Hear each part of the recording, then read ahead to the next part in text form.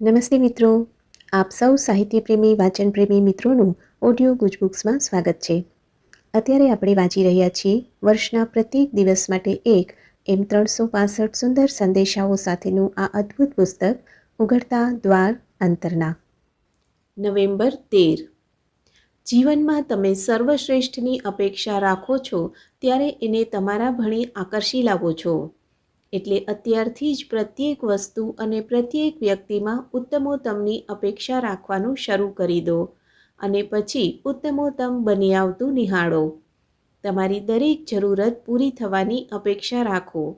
દરેક સમસ્યાનો ઉકેલ મળવાની અપેક્ષા રાખો.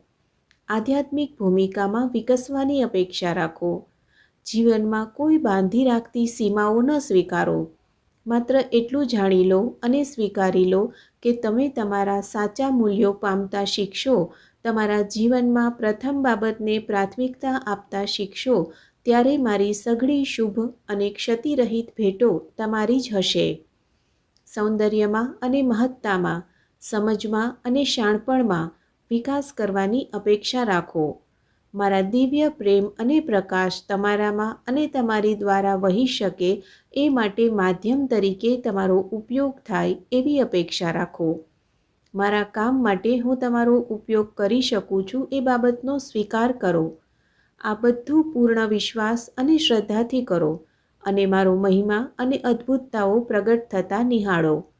એકાદ વાર ફક્ત નહીં પણ બધોય વખત નિહાળો, જેથી તમારું આખું જીવન આનંદ અને આભારનું એક ગીત બની રહે. આપનો આજનો દિવસ શુભ રહે.